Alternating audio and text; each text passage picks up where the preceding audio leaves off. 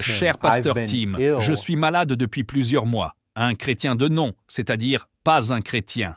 En d'autres mots, un chrétien de nom, ce n'est pas un chrétien, pendant la plus grande partie de ma vie. J'ai récemment pris connaissance de votre chaîne YouTube et je suis parvenu à la conclusion que je suis très probablement non régénéré, avec la connaissance de ce « que cela implique, être non régénéré. Cependant, je nourris encore des doutes, dans le temps qu'il me reste. On dirait donc qu'il suppose qu'il s'agit peut-être d'une maladie en phase terminale. Dans le temps qu'il me reste, que devrais-je faire? Comme je suis écrivain, devrais-je utiliser cette prise de conscience pour informer les autres de ce à quoi conduit l'acceptation du péché? Ou s'agit-il d'une démarche inutile? Je m'inquiète également qu'une révélation publique pourrait jeter l'opprobre sur ma famille, en particulier ceux qui sont des chrétiens engagés. Je pense que ce qu'il dit là, c'est si je rendais public que je n'étais pas vraiment sauvé. Je crains que ce type de confession ou d'admission publique pourrait jeter l'opprobre sur ma famille, en particulier ceux qui sont des chrétiens engagés. Qu'en pensez-vous? Ce type est en face de vous. Je ne comprends pas bien. Est-il en train de dire que la révélation publique était en rapport avec sa maladie? Je pense au fait de ne pas être régénéré. C'est du moins ce qu'il dit. Permettez-moi donc de revenir sur ce point. Je suis malade depuis plusieurs mois. Un chrétien de nom, c'est-à-dire pas un chrétien, pour la plus grande partie de ma vie. J'ai récemment pris connaissance de votre chaîne YouTube et j'en suis arrivé à la conclusion que je suis très probablement non régénéré avec la connaissance de ce que cela apporte, même si je nourris encore quelques dailles. Doute, dans le temps qu'il me reste, que devrais-je faire? Comme je suis écrivain, devrais-je utiliser cette prise de conscience pour informer les autres de ce à quoi conduit l'acceptation du péché, ou s'agit-il d'une démarche inutile? Je m'inquiète également d'une révélation publique. Maintenant, il pourrait s'agir d'une révélation publique de l'acceptation du péché. C'est peut-être aussi de cela qu'il parle, que s'il se mettait à écrire ouvertement sur ce qu'est l'acceptation du péché, et s'il confessait le péché qu'il avait accepté, cela pourrait être la révélation publique qui jetterait l'opprobre sur sa famille, en particulier ceux qui sont des chrétiens engagés. Voilà, vous l'avez. Vous avez des Bibles? Qu'en dites-vous? Que faites-vous? Où allez-vous? Je pense que la première chose qu'il doit faire est, il dit qu'il n'est pas chrétien, donc confesser le Seigneur Jésus comme son sauveur, tout d'abord. Donc, il dit qu'il n'est pas chrétien. Et c'est intéressant. Voici quelque chose qui me saute aux yeux. C'est ce qu'il dit. J'en suis arrivé à la conclusion que je suis très probablement non régénéré. Je m'inquiète lorsque quelqu'un dit cela de lui-même. Qu'en pensez-vous? Parce qu'ils ne reconnaissent pas vraiment leur état de perdition, il semble qu'ils ne soient pas tout à fait honnêtes. Quand les gens commencent à parler de régénéré et non régénéré, c'est mon sentiment, que c'est la faute de Dieu, ou qu'ils le mettent sur le dos de Dieu. Maintenant, regardez, c'est vrai, quelqu'un est régénéré ou non régénéré. Mais vous savez à quoi je pense? Regardons Jean chapitre 3. Nous devons garder Jean chapitre 3 à l'esprit. Parce que c'est notre Seigneur qui s'occupe d'un homme perdu. Il se renseigne. Mais, alors qu'il traite de ce qu'est la nouvelle naissance, je sais que nous n'avons pas le langage de régénération et non-régénération ici, mais nous obtenons une terminologie synonyme. Le langage des nés de nouveau. Mais remarquez le déroulement. Jean, chapitre 3, verset 1, un homme nommé Nicodème, un chef des Juifs, cet homme vint à Jésus de nuit. « Rabbi, nous savons que tu es un docteur venu de Dieu. » En vérité, je te le dis, si un homme ne naît de nouveau, il ne peut voir le royaume de Dieu. Bon, Nicodème commence à poser des questions ici. Comment un homme peut-il naître quand il est vieux? Peut-il rentrer dans le sein de sa mère et naître? Jésus répond, verset 5, « Je te le dis, si un homme ne naît d'eau et d'esprit, il ne peut entrer dans le royaume de Dieu. Ce qui est né de la chair est chair, et ce qui est né de l'esprit est esprit. Ne t'étonne pas que je t'ai dit, il faut que vous naissiez de nouveau. » Verset 8. Le vent souffle où il veut, et tu en entends le bruit, mais tu ne sais d'où il vient, ni où il va. Il en est ainsi de tout homme qui est né de l'esprit. Et voyez, ce qu'il fait ici, C'est qu'il conçoit le salut comme une nouvelle naissance, être né de l'Esprit. L'Esprit est comme le vent. L'Esprit souffle où il veut. Vous en voyez les effets, mais vous ne pouvez voir le vent. Vous ne pouvez pas voir l'Esprit, mais vous pouvez en voir les fruits. Sus, fruits, c'est qu'une personne est rendue vivante. Elle est née de nouveau. C'est par l'Esprit. Ce n'est pas quelque chose que nous faisons arriver. C'est quelque chose que l'Esprit fait arriver. Et Nicodème lui a dit, « Comment cela peut-il se faire? Tu es le docteur d'Israël et tu ne sais pas ces choses? » En d'autres mots, tu es un docteur en Israël. Il y a suffisamment de lumière sur ce sujet dans les Écritures de ton Ancien Testament pour que tu saches ce que c'est. Et il continue ici. Le fait est qu'il ne le quitte pas à ce stade. Il ne met pas fin à la conversation. Tu n'es pas né de l'Esprit et donc restez assis là et attendre que Dieu le fasse pour vous. C'est intéressant. Jésus n'a pas de problème à sortir du royaume de ce que Dieu fait pour aller dans le royaume de la responsabilité. Il s'y intègre parfaitement. Dans son propre enseignement, dans son propre esprit, dans sa propre logique, il n'y a pas de choc ici pour lui. C'est tout naturellement qu'il s'inscrit dans cette démarche. Et il dit, au verset 14, « Et comme Moïse éleva le serpent dans le désert, il faut de même que le Fils de l'homme soit élevé, afin que quiconque croit en lui ait la vie éternelle. » Regardez, c'est intéressant. Vous devez naître de nouveau. Mais voici la réalité. Le Fils de l'homme va être élevé, tout comme le serpent a été élevé dans le désert par Moïse. Et quiconque regarde, tout comme à l'époque là-bas, quiconque regardait le serpent était guéri. Cela préfigurait le Christ partout. Et c'est l'image ici. Le Fils de l'homme va être élevé, et quiconque croit va avoir la vie éternelle. Car Dieu a tant aimé le monde qu'il a donné son Fils unique, afin que quiconque croit en lui ne périsse point, mais qu'il ait la vie éternelle. Dieu, en effet, n'a pas envoyé son Fils dans le monde pour qu'il juge le monde, mais pour que le monde soit sauvé par lui. Celui qui croit en lui n'est point jugé, mais celui qui ne croit pas est déjà jugé, parce qu'il n'a pas cru au nom du Fils unique de Dieu. Bon, ensuite, il continue en disant ceci. Et ce jugement, c'est que, la lumière étant venue dans le monde, les hommes ont préféré les ténèbres à la lumière, parce que leurs œuvres étaient mauvaises. Car quiconque fait le mal est la lumière, et ne vient point à la lumière, de peur que ses œuvres ne soient dévoilées. Mais celui qui agit selon la vérité vient à la lumière, afin que ses œuvres soient manifestées, parce qu'elles sont faites en Dieu. Donc vous avez un homme ici qui dit, au fond, c'est presque comme s'il avait démissionné. Je pense que je ne suis pas régénéré. Et donc, que devrais-je faire? Devrais-je prendre mon stylo et commencer à écrire? Comme quoi?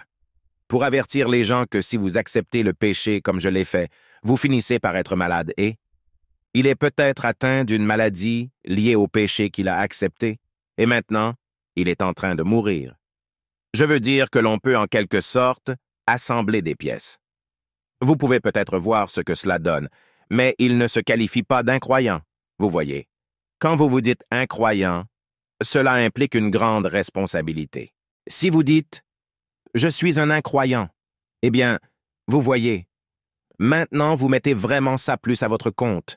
Ou si vous dites « Je ne me repens pas », c'est vraiment mettre la chose beaucoup plus sur son propre dos. Dire que vous n'êtes pas régénéré, c'est dire que Dieu ne m'a pas fait naître de nouveau. Dieu ne m'a pas régénéré. Cela saute aux yeux. Je ne sais pas ce qu'il voulait dire par là, mais il a cette saveur hyper calviniste que peut-être il n'y a pas grand-chose que je puisse faire. Je dirais à un homme comme celui-ci, c'est presque comme, eh bien, je ne suis pas chrétien, je ne suis pas régénéré, et c'est presque comme si je ne peux rien faire pour ça. Alors je devrais juste continuer ma vie comme ça, et s'il vous plaît, donnez-moi un conseil sur ce que je devrais faire. N'est-ce pas un peu ce que l'on ressent? Je pense que vous exercez une pression sur l'homme. Quelqu'un peut-il réfléchir à un endroit dans l'Écriture qui pousse à l'urgence? Aujourd'hui est le jour du salut. Savez-vous où c'est? Dans le Nouveau Testament, on le trouve dans 2 Corinthiens chapitre 6, verset 2, je crois. Car il dit, « Au temps favorable je t'ai exaucé, au jour du salut je t'ai secouru. » Voici maintenant le temps favorable, voici maintenant le jour du salut. Voici maintenant le jour du salut. Nous voulons mettre la pression sur les gens. Il y a une urgence. Nous ne savons pas si un homme a un lendemain. Nous ne savons pas si une femme a un lendemain. Il doit y avoir une urgence. Si vous parlez à ce gars, c'est comme « Pourquoi vous tenez-vous là? Pourquoi restez-vous calme? Pourquoi vous tenez-vous au bord de la destruction et vous tenez-vous là, réfléchissant pour savoir si vous devriez commencer à écrire? » Ce qui est important dans votre vie maintenant n'est pas que vous soyez un écrivain ou pas. Votre plus grand besoin maintenant est d'être sauvé. Votre plus grand besoin maintenant est que vous êtes au bord de la destruction. Il y a une urgence. Vous voulez parler à ce gars plus comme l'auteur des Hébreux parlait à ceux à qui il écrit. Il y a une urgence. C'est une chose terrible de tomber entre les mains du Dieu vivant.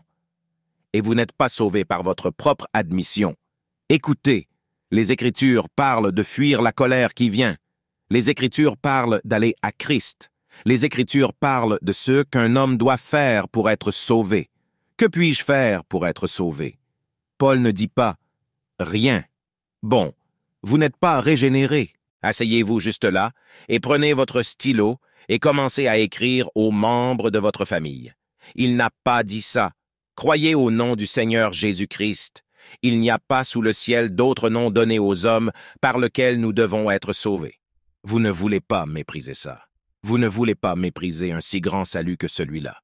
Vous voulez l'urgence. C'est ce que vous voulez faire avec les gens qui, au fond, viennent. Bon, vous savez, je ne pense pas être sauvé, mais quoi? Bon, s'il n'y a pas d'urgence, ou s'il ne pose pas du tout de questions, sa question n'est pas « Que dois-je faire pour être sauvé ?» comme le geôlier de Philippe. Sa question est « Devrais-je écrire ?» C'est presque comme s'il jetait l'éponge. C'est presque comme s'il écrit « Bon, vous savez quoi? Je ne suis pas régénéré. J'ai cette maladie. Il ne me reste pas longtemps à vivre.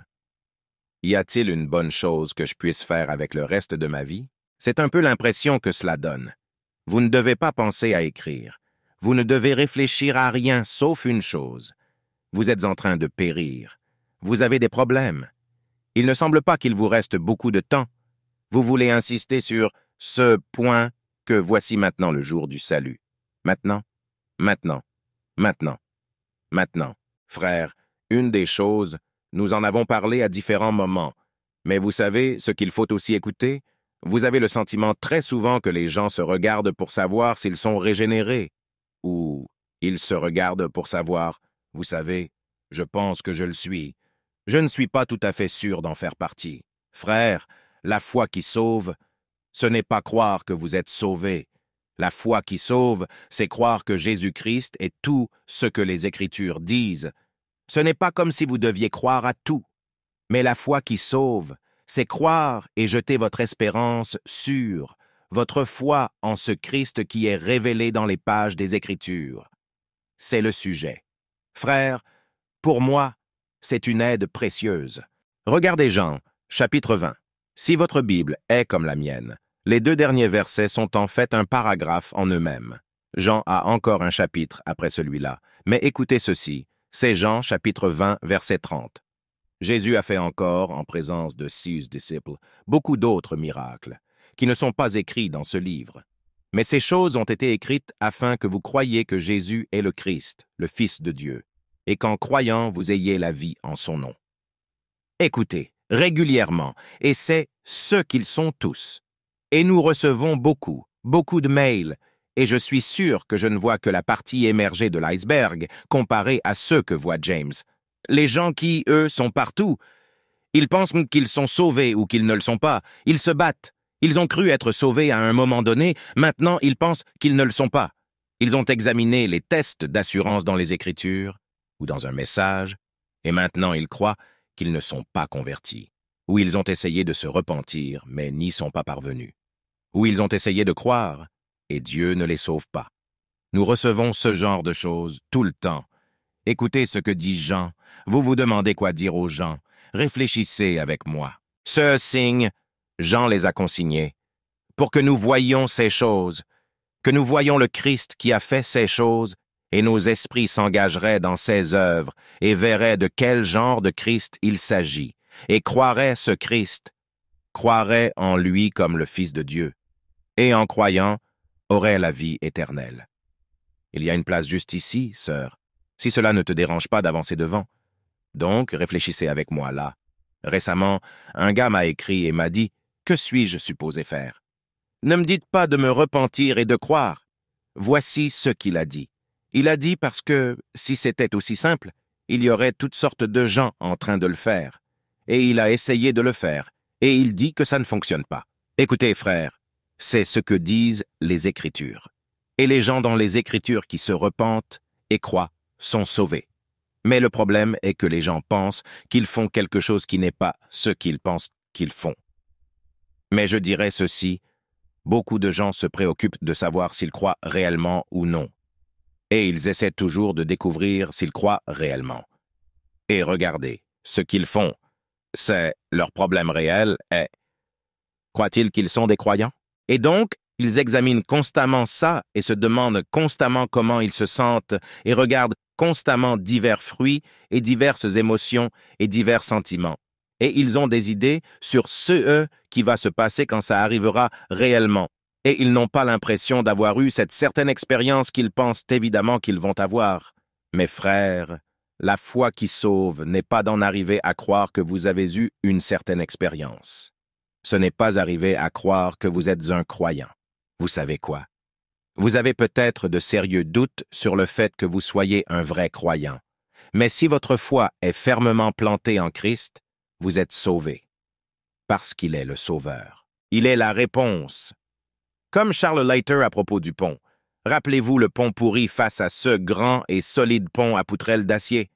Votre foi peut être si hésitante et faible, mais si vous vous engagez sur ce pont, il va vous tenir. Vous pouvez être toujours aussi confiant, marcher sur le pont pourri et vous allez plonger vers votre mort. Réfléchissez à ce que fait Jean. J'ai placé ce Christ devant vous. J'ai écrit ces choses. Ce que je dirais à cet homme, je le dis aux gens. Cet homme qui a dit « Ne me dites pas, c'est se repentir et croire. » Il y a plusieurs mois, je l'ai envoyé dans le livre de Jean. Je lui ai dit « Étudiez le livre de Jean. » Et j'ai dit « Invoquez ce Christ. » Quelqu'un aurait-il quelque chose d'autre à dire à cet homme? Si l'aveugle guide l'aveugle, les deux tomberont dans la fosse. L'idée qu'il aille faire des écrits pour aider les gens, c'est l'orgueil. Le pharisaïsme, c'est juste fou. Tim. Oh oui, si nous voulons nous attaquer à cette partie du problème, lui, écrivant et cherchant à aider les gens, pour lui, essayer d'aider les gens à ne pas périr quand lui-même, il n'a pas le remède, il ne va pas être un témoin très efficace. Voici un homme qui, semble-t-il, n'a plus beaucoup de temps à vivre. Il est en train de s'installer dans ce fait. Je ne suis pas régénéré. Mais réfléchissez au passage qui invite les pécheurs à venir. Donnez mon un. Apocalypse, chapitre 21. Qu'est-ce que ça dit? Il y en a un dans Apocalypse, chapitre 21. Il y en a un là, gratuitement. Ce n'est pas le bon, c'est dans 22. Bon, il y en a un aussi dans 21. Mais n'hésitez pas à lire celui du 22 si vous le trouvez. Apocalypse 22, verset 17. Et l'Esprit et l'épouse disent « Viens ». Et que celui qui entend dise « Viens ». L'Esprit dit « Viens ». L'épouse, c'est l'Église, nous disons « Viens ». Quiconque veut. Et vous devez venir gratuitement. Il y a une autre invitation à venir. Matthieu, chapitre 11. Venez à moi, vous tous qui êtes fatigués et chargés, et je vous donnerai du repos. Prenez mon joug sur vous, et recevez mes instructions, car je suis doux et humble de cœur, et vous trouverez du repos pour vos âmes. Quelqu'un peut-il en trouver un autre? Ésaïe 55. Vous tous qui avez soif, venez aux eaux, même celui qui n'a pas d'argent. Venez, achetez et mangez. Quelqu'un d'autre pense à un verset? Rappelez-vous ce que Jésus a dit dans Jean 7? Le grand jour de la fête, il s'est levé et il a crié. Quelqu'un se souvient-il de ce qu'il a dit? Si quelqu'un a soif, qu'il vienne. Venez à moi et buvez. Vous pensez à d'autres invitations? Réfléchissez avec moi ici. Que dois-je faire pour être sauvé? Le banquet des noces. Luc chapitre 14. Ésaïe 50 et 1. Écoutez-moi. Vous qui poursuivez la justice, vous qui cherchez l'Éternel. Mais réfléchissez avec moi. Que dois-je faire pour être sauvé? La réponse n'est jamais rien. Maintenant, cela ne veut pas dire que vous allez travailler pour vous sauver. Mais c'est toujours d'aller à Christ. C'est toujours de fixer vos yeux sur Christ. C'est toujours de trouver votre espérance en lui. C'est toujours de le voir comme celui qui donne le repos. Il est celui qui donne à boire. Il est celui qui donne le repos. Il n'y a pas d'autre nom que le sien. C'est seulement son nom par lequel je dois être sauvé.